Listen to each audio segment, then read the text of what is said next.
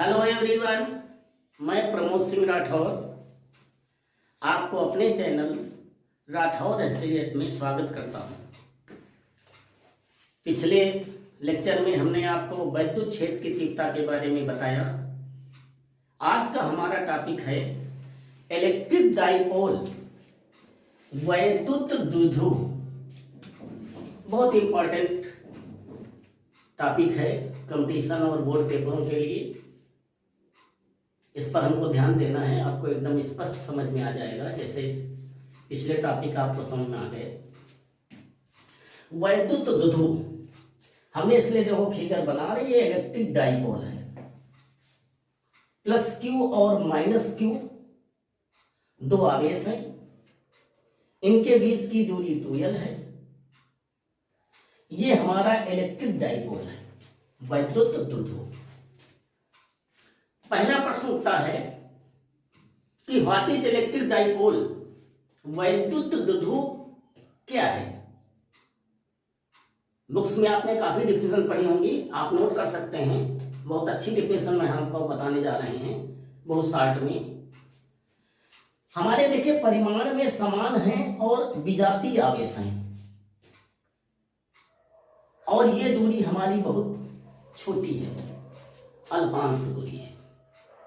तो हम कह सकते हैं अल्पांश दूरी में स्थित परिमाण में समान विजातीय आवेशों से बने निकाय को, सिस्टम को वैद्युत द्विध्रुव इलेक्ट्रिक डाइपोल कहते हैं। क्लियर सबको? फिर आप चाहें तो लिख भी सकते हैं, अल्पांश दूरी पर स्थित परिमाण में समान विजातीय आवेशों से बने निकाय को वैद्युत द्विध्रुव कहते हैं। यह आपकी सामान्य डिफिनेशन रही कि ये इलेक्ट्रिक डाइपोल है क्या। अब इसके बाद आती है कि इलेक्ट्रिक डाइपोल वैद्युत द्विध्रुव आघूर्ण क्या है। वैद्युत द्विध्रुव आघूर्ण,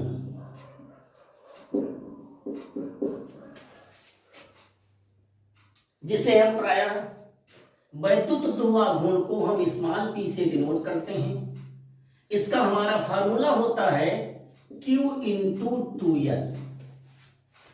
अभी हमने स्टार्टिंग बताया कि दो आवेश है परिमाण में समान, Q परिमाण कितना है Q, आवेशों के बीच की दूरी कितनी है 2l, मध्य बिंदु हमने वो दिखाया है। अब जब बीच की दूरी 2l है तो मध्य बिंदु से दूरी l और l हो जाएगी। वैद्युत द्विध्रुव आघूर्ण के लिए हम केवल तैयार कर लेंगे कि P बराबर Q इंटू 2l होता है, जहां पर Q आवेश का परिमाण है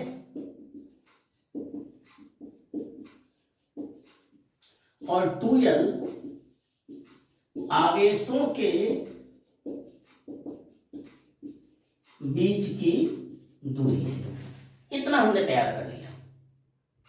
अब देखिए पहला स्टेप हमारा क्या बना। पहला स्टेप हमारा होता है कि वैद्युत द्विध्रुव आघूर्ण की परिभाषा क्या होगी। डिफिनेशन, परिभाषा आपको पूछा जाता है पेपरों में। परिभाषा की बात सबसे पहले आती है तो हम कह सकते हैं किसी वैद्युत द्विध्रुव का वैद्युत द्विध्रुव आघूर्ण उसके आवेश के परिमाण तथा आवेशों के बीच की दूरी के गुणनफल के बराबर होता है। किसी वैद्युत द्विध्रुव का वैद्युत द्विध्रुव आघूर्ण आवेश के परिमाण तथा आवेशों के बीच की दूरी के गुणनफल के बराबर होता है। हमने यहां लिखा Q इंटू 2l। इसको हम प्रायः 2QL नहीं लिखते हैं। क्यों नहीं लिखते हैं? लिख सकते हैं, गुणा करेंगे 2QL आएगा, जिससे हमें ये क्लियर रहे कि Q हमारा आवेश है और 2l आवेशों के बीच की दूरी है, जिससे न्यूमेरिकल्स में हमें प्रॉब्लम न हो, कहीं हम 2l बीच की दूरी है उसकी जगह में l के स्थान पर न रख दें। इसलिए हम आपको स्पष्ट करा रहे हैं, बुक्स ऐसा नहीं बताती हैं कि क्यों नहीं लिखते हैं।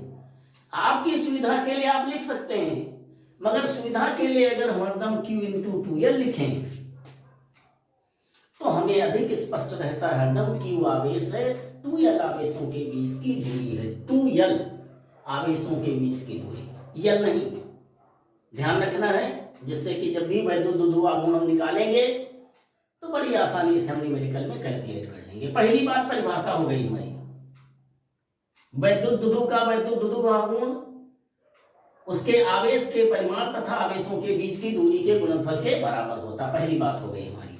सेकंड बात आती है हमारी मात्रक। Q का मात्रक कूलाम, L का मात्रक मीटर, बहुत आसान चीज है आपके लिए, कूलाम मीटर। तीसरी बात आई हमारी विमा। कूलाम की विमा हम जानते हैं 80 होती है, 80, मीटर की विमा L, तो आपकी विमा बन जाती है LTA। क्लियर? इसमें बहुत समझाने की जरूरत नहीं है, आप जानते हैं कि सूत्र हमने तैयार किया P बराबर Q इंटू 2L। परिभाषा इसी से हो गई, मात्रक इसी से हो गया, विमा इसी से हो गई। ये कैसी राशि है? हर बात में हम इस तरह जब कोई भी सूत्र आता है तो हम सब चीजें चारों बताते हैं आपको। राशि कैसी है आपकी? ये सदिश राशि है। P हमारी कैसी राशि है? सदिश राशि है। अब जब ये सदिश राशि है तो इसकी दिशा होगी, क्या दिशा होती है इसकी? ऋण आवेश से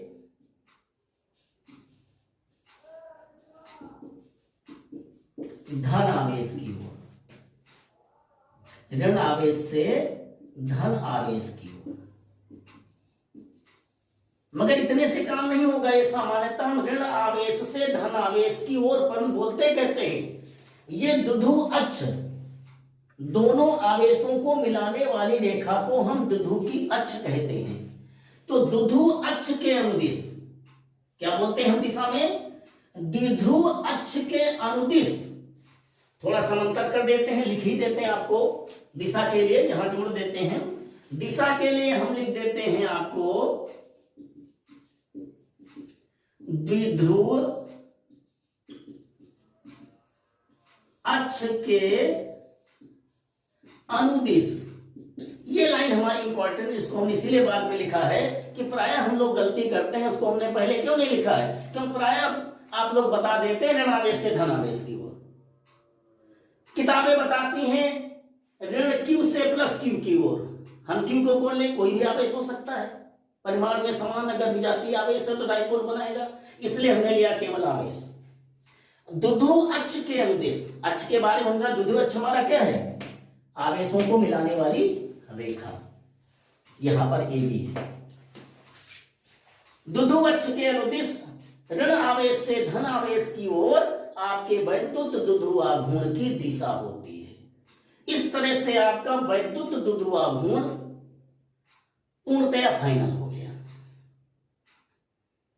पूरी बातें क्लियर हो गई हमारी। अब आते हैं वैद्युत द्विध्रुवाघूर्ण में, जैसे कि बल की बात करें हम, नेट आवेश तो हमको मालूम है कि वैद्युत द्विध्रुवाघूर्ण का नेट आवेश कितना होता है? शून्य। भाई एक प्लस आवेश है, एक माइनस में परिमाण में नेट आवेश कितना होगा? शून्य।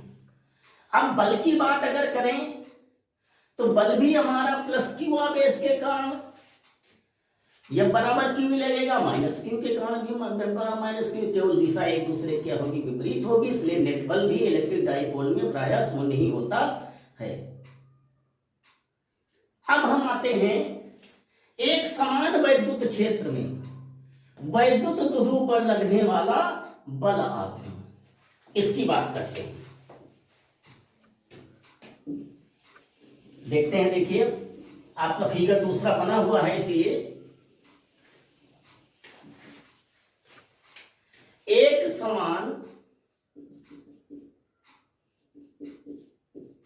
वैद्युत क्षेत्र में वैद्युत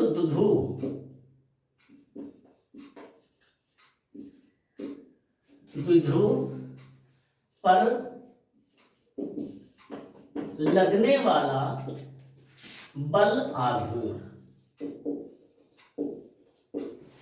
एक समान वैद्युत क्षेत्र में हम मान लेते हैं कि कोई ए बी हमारा इलेक्ट्रिक डाइपोल है, जिसके माध्यम का परावर्तनांक हम ले सकते हैं के, या निर्वात ले सकते हैं। हमने इसको वैद्युत क्षेत्र दिखाया है ना, और डाइपोल हमने लिया है वैद्युत द्विध्रुव को ई के साथ कितने कोण पर लिया है, थीटा कोण पर लिया है। माना एक समान वैद्युत क्षेत्र ई में एक इलेक्ट्रिक डाइपोल या वैद्युत द्विध्रुव ए बी वैद्युत क्षेत्र की दिशा से थीटा कोण बनाते हुए चित्र के अनुसार रखा है। ऐसा प्राय लिख लेते हैं, निगमन कर लेंगे। आपका रखा हुआ है प्लस क्यू के कारण, एक आपका प्लस क्यू बल है, एक आपका माइनस क्यू है। प्लस क्यू आवेश हमने ले लिया, ये हो गया क्या, माइनस क्यू आवेश हो गया। बीच की दूरी कितनी है, 2l है। तो ये मान लेते हैं कि वैद्युत चित्र के अनुसार रखा है, जिसके आवेश के परिमाण प्लस क्यू तथा माइनस क्यू हैं, और ए बी वैद्युत द्विध्रुव है जिसके बीच की दूरी कितनी है, 2l है। अब हमने दिखाया है कि प्लस क्यू आवेश के कारण लगने वाला बल F1, पिछले लेक्चर में हम समझा चुके हैं आपको कि बल की दिशा प्लस आवेश के कारण वैद्युत क्षेत्र की दिशा में होती है। देखिए कहीं हटेंगे नहीं, जो पिछली बात में आपको फिर ले जा रहे हैं, है आपकी दिशा वैद्युत क्षेत्र की दिशा में। ऋण आवेश के कारण, ये ऋण आवेश हुआ आपका माइनस क्यू, माइनस क्यू। इसके लिए हमने बताया था वैद्युत क्षेत्र की दिशा के विपरीत बल कार्य करता है। बल की दिशा हमने आपको क्लियर की थी, देखिए विपरीत है। अब ये बल F1 और F2, बल F1 बराबर F2 बराबर दोनों क्या है, QE है। ये भी आपका क्या, इसको डायरेक्शन दिखाया तो माइनस QE लिख सकते हैं, इसको हम लिख सकते हैं QE, E vector, E vector. वैद्युत बल दोनों परिमाण में समान हैं जो QE के बराबर लग रहे हैं। अब जब दो बल परिमाण में समान एक दूसरे के विपरीत दिश रखते हैं और क्रिया रेखाएं उनकी भिन्न भिन्न हो, तो हमने हाई स्कूल में पढ़ा है कि बलयुग उनकी रचना करते हैं। किसकी रचना करते हैं, ये दोनों प्लस क्यू और माइनस क्यू आवेश के कारण जो बल लग रहे हैं, एक बलयुग की रचना करते हैं, और इस बलयुग का आघूर्ण,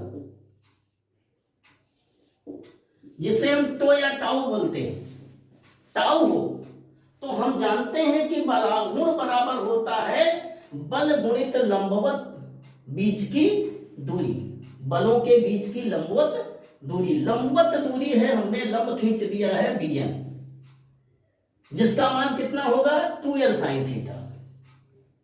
क्यों होगा bn का मान, आघूर्ण बराबर होगा बल गुणित बलों के बीच की दूरी। बल हमारा F है, QE, बलों के बीच की दूरी कितनी है, ये हो जाएगी 2l sin थीटा। अब 2l sin थीटा अगर आपको नहीं निकाल पाते हैं तो आप निकाल सकते हैं sin थीटा बराबर, हम यहां समझा देते हैं आपको, sin थीटा बराबर लंब बटे कर्ण। तो लंब कितना है आपका, निकालना है bn, और कर्ण कितना है 2l, तो bn बराबर कितना हो जाएगा, bn बराबर हो जाएगा 2l sin थीटा। अब तो क्लियर हो गया आपको, कहां से 2l sin थीटा आ रहा है, sin थीटा बराबर लंब बटे कर्ण, हमको लंब चाहिए और थीटा और कर्ण हमको दिए हैं, तो हमारा लंब निकला है 2l sin थीटा। अब आगे कैलकुलेट कर लेते हैं। हम जानते हैं कि Q इंटू 2l, एक जगह इकट्ठा कर लेते हैं, E sin theta. Q into 2l बराबर, अभी हमने बताया है किसके बराबर होता है, वैद्युत द्विध्रुव, जो हमारा ये है P।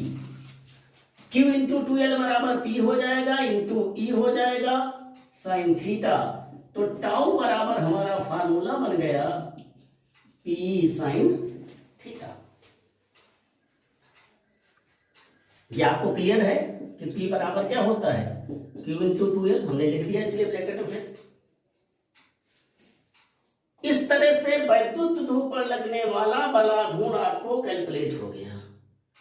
इसका अगर हमें वेक्टर स्वरूप लिखना है, वेक्टर स्वरूप, तो मालूम है आपको कि टाउ आपका वेक्टर है, और आप जानते हैं कि दो वेक्टरों का गुणनफल एक स्केलर प्रोडक्ट होता है, वेक्टर प्रोडक्ट, अदिश गुणन सदिश गुणन। अब साइन किसमें होता है, सदिश गुणन में, तो P भी सदिश है, E भी सदिश है। अगर दोनों वेक्टरों का हम सदिश गुणनफल या वेक्टर गुणनफल कर दें तो टाउ बराबर हमारा बन जाता है टाउ वेक्टर बराबर pre vector cross product E vector. इसकी वैल्यू लिखे तो टाउ बराबर P साइन थीटा आपका आ जाएगा। ये आपका हो गया वेक्टर स्वरूप। अब बात आती है कि अगर हम थीटा बराबर 90 हो जाए, थीटा बराबर 90 हो जाए तो हमारा टाउ मैक्सिमम निकलता है, क्या होता है वो P। इसका मतलब अधिकतम बलाघूर्ण हमारा जब वैद्युत क्षेत्र तथा वैद्युत ध्रुव के बीच बनने वाला कोण कितना हो, 90 डिग्री हो, तो आपका अधिकतम बलाघूर्ण कार्य करता है टाउ मैक्सिमम। बहुत इंपॉर्टेंट फार्मूला है। इससे वेदिक इसमें इंपॉर्टेंट है P की डिफिनीशन, इसके आधार पर टाउ मैक्सिमम बटे E। यहां पे हमने पहले आपको बताया कि टाउ बराबर क्या, P बराबर क्या होता है, वैद्युत ध्रुव के आवेश के परिमाण तथा आवेशों के बीच की दूरी के गुणनफल को वैद्युत ध्रुव आघूर्ण कहते हैं। यहां पर वैद्युत ध्रुव आघूर्ण की डिफिनीशन बदल जाएगी, जो प्रायः पेपरों में पूछी जाती है आपके, कि बलाघूर्ण का सूत्र लिखिए तथा इसके आधार पर वैद्युत ध्रुव आघूर्ण की परिभाषा बताइए। अब देखिए आपका टाउ मैक्सिमम आपका दिया हुआ है, हम तैयार करवा रहे हैं आपको। E को हम 1 कर दें तो P और टाउ मैक्सिमम बराबर हो जाएंगे। अब ये जब बराबर हो जाएंगे P और टाउ मैक्सिमम, इसका मतलब ये हुआ कि हम दे सकते हैं डिफिनीशन किस तरह से, एकांक एक समान वैद्युत क्षेत्र के लंबवत स्थित वैद्युत ध्रुव पर, नोट कर लीजिए, एक समान वैद्युत क्षेत्र, कैसा एकांक, एकांक एक समान वैद्युत क्षेत्र के लंबवत स्थित वैद्युत ध्रुव पर लगने वाले अधिकतम बलाघूर्ण को ही वैद्युत ध्रुव आघूर्ण कहते हैं। फिर रिपीट कर देते हैं, एकांक एक समान वैद्युत क्षेत्र के लंबवत स्थित वैद्युत ध्रुव पर लगने वाले अधिकतम बलाघूर्ण को ही वैद्युत ध्रुव आघूर्ण कहते हैं। इस तरह से इस पूरे टॉपिक में हमने 3 डिफिनेशन सीखी। देखा जाए तो पहले हमने सीखा आपका इलेक्ट्रिक डाइपोल क्या है, तो हमने बताया अल्पांश दूरी पर स्थित परिमाण में समान विजातीय आवेशों से बने निकाय को वैद्युत ध्रुव कहते हैं। फिर वैद्युत ध्रुव आघूर्ण सीखा P बराबर Q इंटू 2L से, कि वैद्युत ध्रुव के आवेश के परिमाण तथा उनके बीच की दूरी के गुणनफल को वैद्युत ध्रुव आघूर्ण कहते हैं। फिर वैद्युत ध्रुव आघूर्ण की लास्ट में हमने डिफिनेशन इसके आधार पर सीखी कि एकांक एक समान वैद्युत क्षेत्र के लंबवत स्थित वैद्युत ध्रुव पर लगने वाले अधिकतम बलाघूर्ण को ही वैद्युत ध्रुव आघूर्ण कहते हैं। इस तरह से हमने इलेक्ट्रिक डाइपोल के बारे में जो मुख्य कंडीशंस थी हमने आपको पूरी स्पष्ट कर दी। इसके बावजूद आपको कोई भी इसमें किसी प्रकार की समस्या आती है, कोई संदेह पैदा होता है, आप हमसे कमेंट करके पूछ सकते हैं। हमने कई बार बताया है, किसी प्रकार की कोई आपको आवश्यकता हमारी पड़ती है तो आप हमें कमेंट करिए, मैं उसका आपको उत्तर दूंगा। आप हमारे वीडियो को लाइक, सब्सक्राइब, शेयर करिए, जिससे और अच्छे से अच्छे वीडियो आपको दे सके। धन्यवाद।